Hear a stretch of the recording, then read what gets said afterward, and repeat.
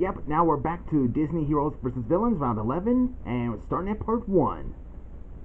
So, yeah, now I'm doing a commentary on this round, the first part of the round, so let's go! So we start off with the prologue, we get this bit.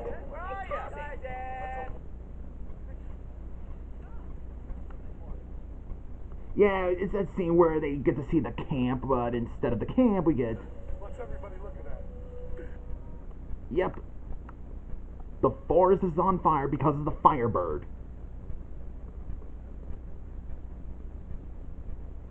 And here's Tantor's reaction. You gotta love Wayne Knight. Yeah, Wayne Knight actually played Tantor, if you guys don't know that. So, yeah, it was kind of a silly reaction, which, again, well, if you've seen Tarzan, you kind of get that they have no idea what all this stuff is, so Tantor's kind of, like, over-dramatic because he sees the camp.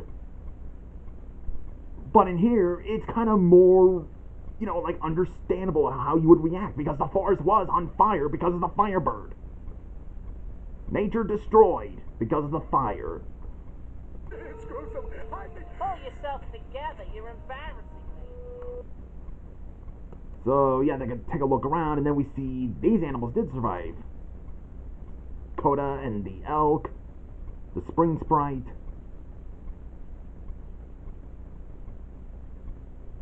Yeah, the spring sprite, yeah, she's... Yeah, in that condition. Yeah, and these two mooses from Brother Bear. I need to get Brother Bear so I can rewatch it. It's been a long time since I've seen it. So they suggest to go out and find their friends, but Turk and Tantor decides to, like... Wait, did they follow them, or... decide that it's best for them to move on as well? Okay, just let them be alone, I guess.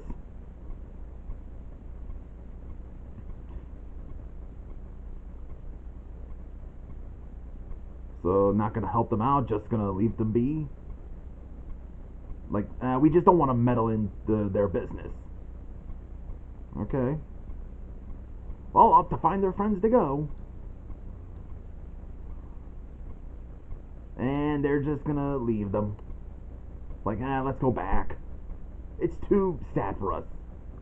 Then we see Miko and Flick have found where Pocahontas and John Smith are kept imprisoned.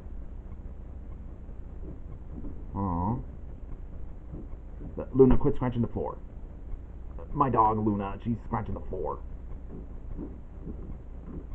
And then the hunter shows up. Interesting change of music. But... okay, that dramatic face, like, hi? It's always silly. And then in the underworld, we see Hades gets a visit from the Fates. Hold on.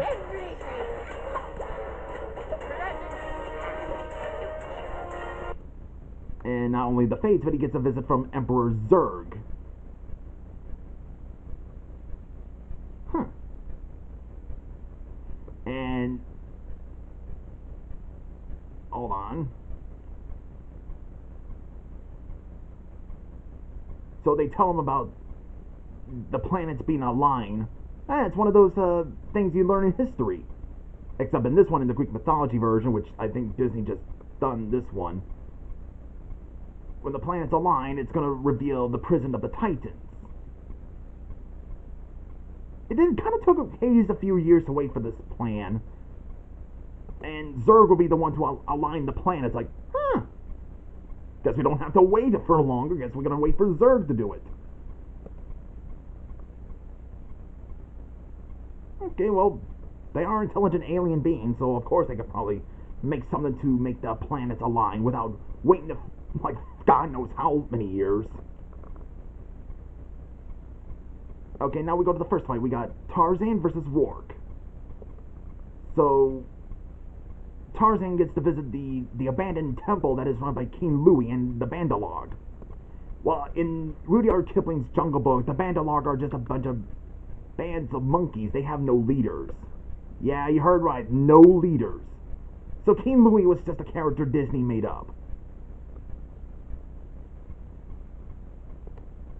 It's kind of a good question. I mean, I think we're making King Louie in one of the heroes' side. I mean, if you watch the Disney Jungle Book, King Louie did got the monkeys to kidnap Mowgli because he wants Mowgli to make the fire. I mean, they're not trying to hurt him or anything. He's not the type of character that could hurt people. He just wants Mowgli to make a man's red flower, which is fire, of course. So, how'd it go? So yeah, to interrogate him about any humans attacking the jungle. And then Roark and his team shows up. Guess I ain't got to deal with a human. Hey, more humans in the jungle. Hey, let's get them out of here, bros.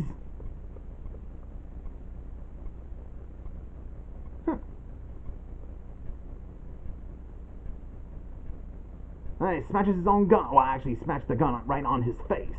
Kind of brutal. Man, they're kicking Tarzan. Well, now she beat down Jane. Okay, now this is kind of amusing. Now they're gonna ram Roark and Helga. Or they just rammed over Helga. Turk and Tan towards the rescue, and it's like, oh no, not my house, not my house, not my house! I mean, that is his home. It's an abandoned temple. I mean, although I did rewatch Atlantis, and when I rewatched Atlantis, it actually took place in World War One, not World War II, where there was Nazis, but in World War One. And there was a scene I heard that Milo kind of ran with this whole, after Roark took Keto since she's been crystallized, and kind of made around that he's probably going to sell it to the Kaiser. It's a German emperor. Yeah. So, Atlantis the Lost Empire does take place in World War One. I think it was 1914 it's set in, so I just thought I'd explain something. If not many people know about the World War One, I'll leave the link down below. There's something to easily get. If you guys are often slow in the heads or something. From a rap battle. It's just funny. Gee, Roark just destroyed that abandoned temple that King Louie runs. I mean, Roark, do you really hate history that much? Oh, now he's a bum. He's an orangutan. He'll probably survive swinging through trees. So, okay, now for the next fight, we got Timon and Pumbaa versus Sabor. So, Scar and Shere Khan are planning to, they wanted to kill Timon and Pumbaa before they warned Simba and Tarzan. They can't come to an agreement, but Ka decides to take matters into his own coils and get Sabor to kill them both. I guess Shere Khan's like, sure, why not?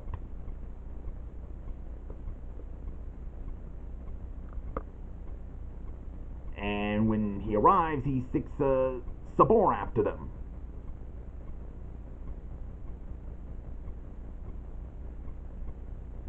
Yep. Hey, I'd be freaked out too about a cheetah or a leopard trying to come after me. Pig power! It's just something weird because Pumbaa ran him over, and I thought Timon would be like, pig power! But it's also based on the joke from Nostalgia Critic when he reviewed Babe. That's like, I'll leave the link down below if no one's ever get it. It's an awesome thing. It's kind of cool. Like, pig power in the house. It's kind of silly, but it's cool. Well, zoom! Well, now they're surrounded. Well, not surrounded. No way for them to run away. Uh-huh. Going into the crack. It's like, come on, did you just leave me? Never thought Sabor would be strong enough to open a crack. Whoa!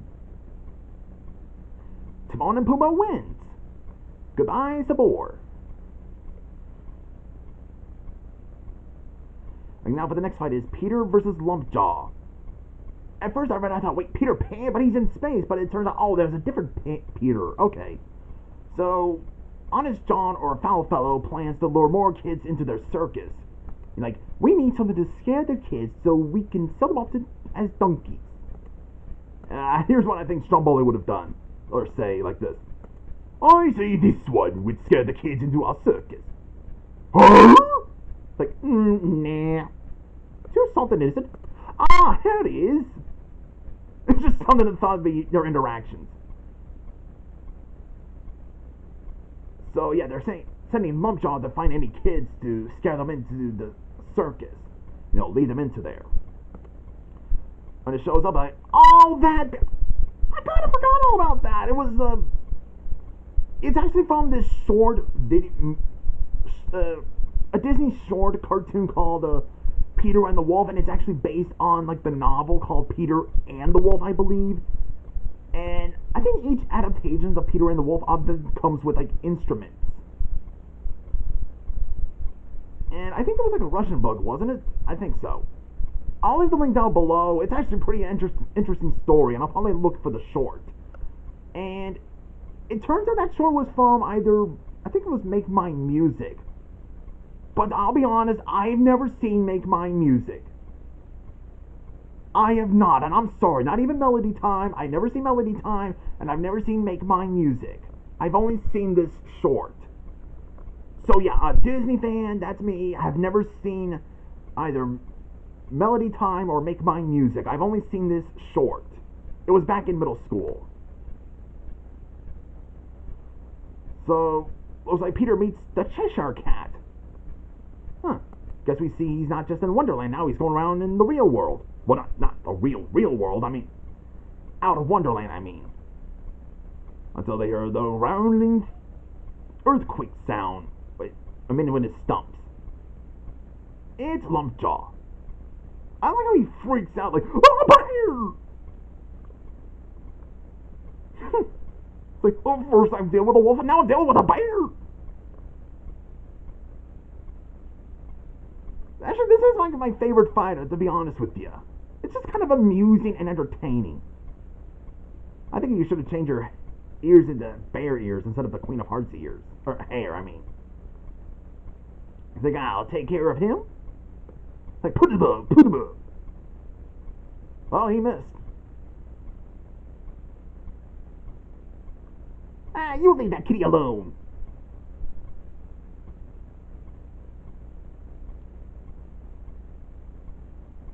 Uh-oh. Huh. Punch him in the nose. It's like, oh, now Cheshire Cat wants his turn. It's like, see if you can fight me. Just tearing everything out of his path just to get the cat.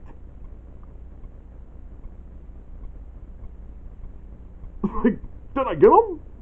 It's like, oh, you missed. And now he's just ended up looking for him, or he's looking for the kid. And now they're running away. Like, hey. I think I'm going to stop right here, so... yeah, see you guys in the next part of this video commentary.